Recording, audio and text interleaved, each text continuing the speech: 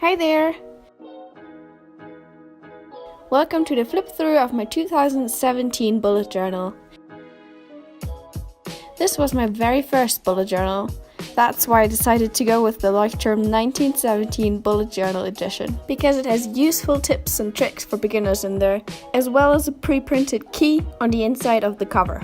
As you may notice, my bullet journal has grown quite a bit over the last 12 months. That's because I also used it as a kind of diary or a scrapbook. I glued in every ticket, postcard, or even receipts I wanted to keep to remind me of what I did on that particular day and where I've been. I think that's one of the reasons why I love this journal so much, because there are just so many memories in there.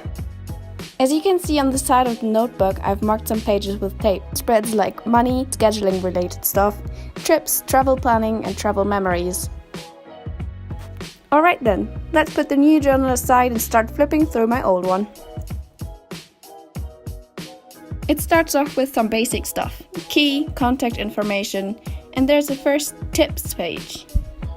But I have to say, I had watched so many bullet journal videos before I started this one that I already knew the stuff and didn't really find it helpful. That's why I got the plain 1917 this year. Did you do that too? Watch thousands of videos before you started yours?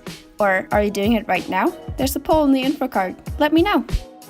Next is the index, already pre-printed. I've only used 3 of the 4 index pages, and the third of the 4 pages is a weird blank one. I didn't get to use this one because I started all my collections at the back of my journal. I decided to do that because I didn't want to interrupt my monthlies and weeklies, and because I thought I'd find them more easily this way. Looking back now, that wasn't really a good decision. Not only do I have a weird blank page in my index, but it also didn't make it any easier to find the collections.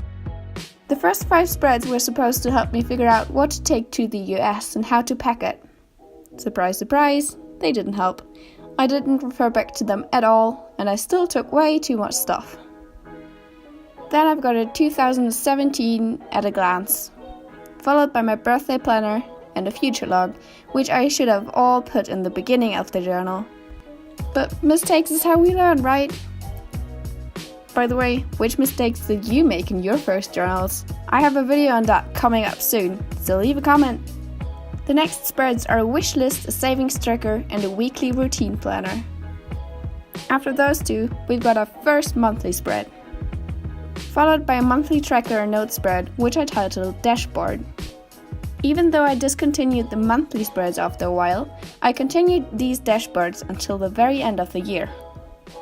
I took notes, made money plans, and basically wrote down whatever I needed to in that month.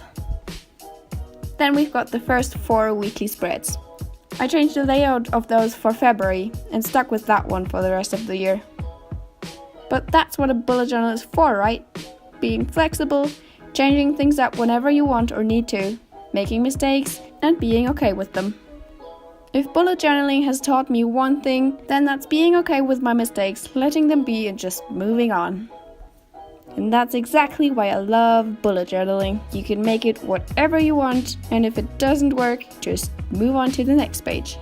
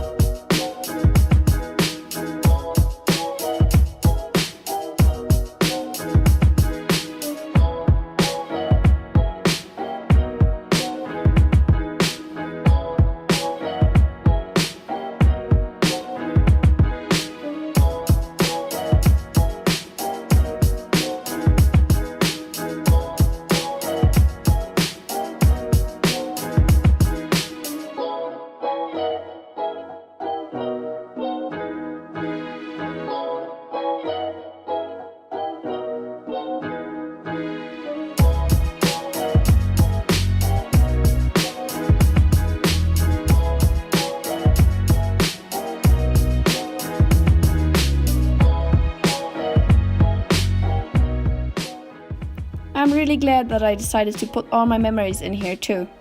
Not only that I think it looks amazing, but flipping through the pages is also a great way to remember trips, events, people, and my year in the US. Do you put memories in your bullet journal? Go tell me in the comments, or I've got another poll on the info card.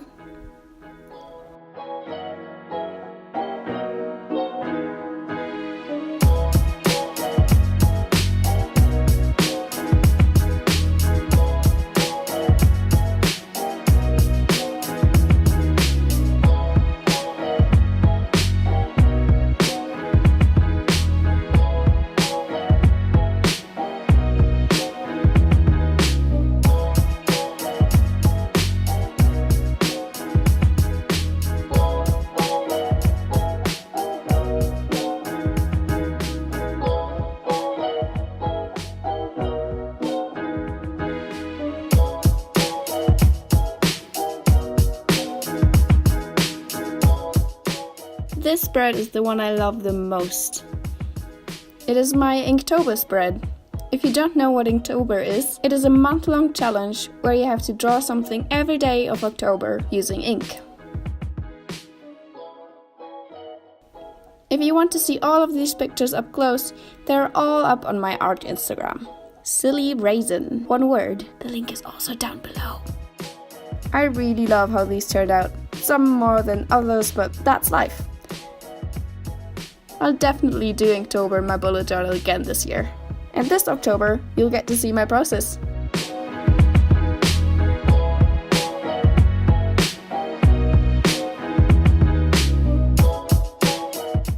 Inktober is followed by some more weekly spreads, and then there's the November dashboard, with that one tracker where I only filled in 3 days.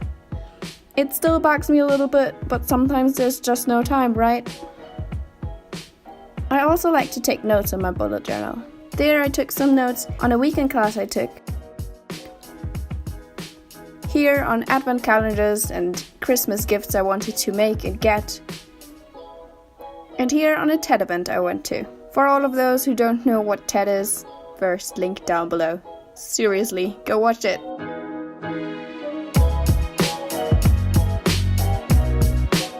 Here are some more memories of the last trip I took this year.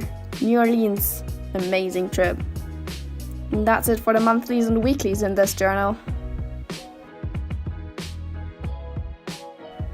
Then I did some planning for the new bullet journal. You've seen the end result, link for that video is also down below if you haven't seen it yet. Then there are some more resolutions and reflections, a book list, and the what I need spread.